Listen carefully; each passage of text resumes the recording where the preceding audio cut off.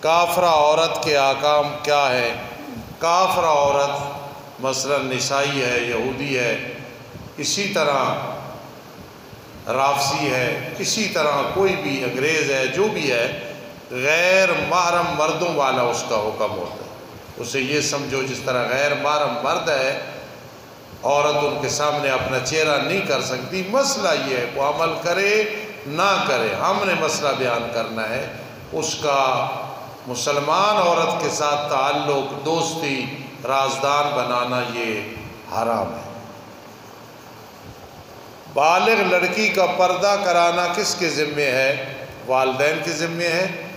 جب وہ بلوغت کے قریب ہو وہاں سے شروع کر دے، اور اس بچی کی اپنی ذمہ داری ہے۔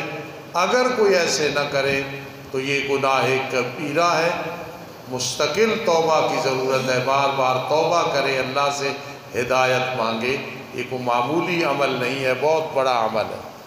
ٹی وی وغیرہ پر اگر غیر محرم عورت سوالات کے جواب دے یا کوئی پروگرام کرے جو دینی ہو تو آیا اس کا چہرہ سامنے ہے؟ یہ جائز ہے؟ حرام ہے۔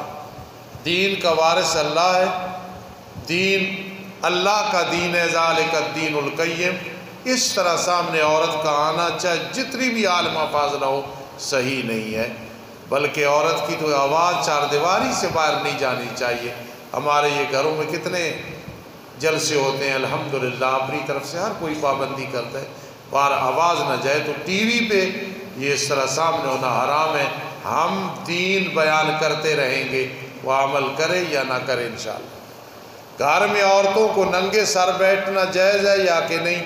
جائز ہے، بشرطے کہ کوئی غیر محرم مرد نہ ہو۔ اگر جیٹھ، دیور، کزن کوئی بھی ہے تو اس وقت پھر سر سے کپڑا نہیں اتارنا چاہیے۔ عورتوں کا نیوی میں بھرتی ہونا کیسا ہے؟ نیوی ہو، کوئی بھی محکمہ ہو، شرعی طور پہ حرام ہے۔ آگے کو عمل کرے یا نہ کرے مسئلہ بتانا ہے۔ فرشتے انسانوں کی طرح تلاوت کرتے ہیں کہ نہیں؟ نہیں، وہ اس طرح نہیں کرتے۔ جب اللہ کا حکم ہو، جیسے جبرائیل امین وہی لاتے تھے، یا کوئی اللہ پاک خاص حکم دے، فرشتے قرآن مجید کی تلاوت نہیں کرتے، وہ سبحان اللہ وغیرہ اللہ کا ذکر کرتے ہیں۔ کبھی اللہ کا کوئی خاص حکم ہو تو وہ علیحدہ بات ہے۔ قرآن مجید کو بوسہ لینا، آنکھوں سے لگانا، ماتھے پہ لگانا بالکل درست ہے، کرنا چاہیے، محبت کا اظہار ہے۔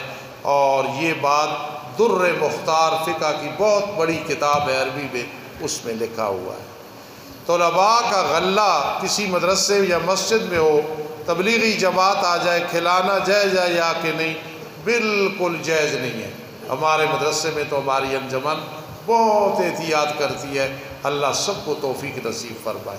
شاید میرے ہاتھ میں یہ ہوتا تو مجھ سے اتنی احتیاط نہ ہو سکتی، لیکن اگر غلہ ہے طالب علموں کے لیے اور تبلیغی جماعت آ گئی تو انہیں کھلانا ایک صورت میں جائز ہے کہ جن لوگوں نے دیا ہے ان کی اجازت ہو کہ طالب علم بھی کھا سکتے ہیں، تبلیغی جماعت بھی کھا سکتی ہے، ورنہ کوئی بھی ہوگا یاد رکھنا ان کے لیے جائز ہے۔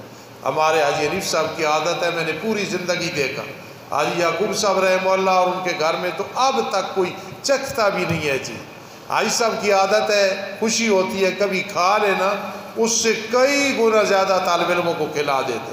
ایک دن کھانا کھایا تو کتنے طالب علموں کے لیے آم بھیج دیے، کوئی چیز بھیج دی۔ یہ احتیاط بہت اچھی ہے، بہت اچھی ہے، اللہ سب کو توفیق نصیب فرمائے۔ ایک اور سوال،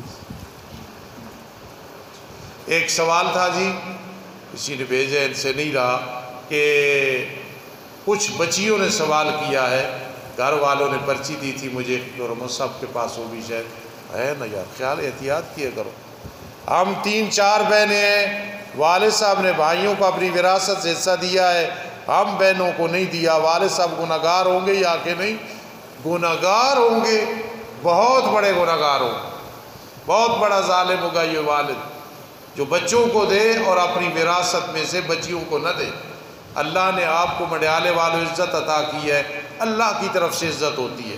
میں تو الحمدللہ پچھلا جمعہ وراثت پہ پڑھایا، پھر رات عشاء کے بعد اکثر علماء تھے، عطا الرحمان صاحب سے پوچھو، اکثر علماء اور مفتی قرآن کھول کے بیٹھے تھے اٹک میں، ایک مسجد میں، اور مزے کی بات اس مدرسے کا نام بھی دار التوحید و سنہ ہے، یہاں سے قاری عامر شہزاد پڑھ کے گیا، اس نے جنگل میں مدرسہ بنایا اور نام بھی یہی رکھا ہے۔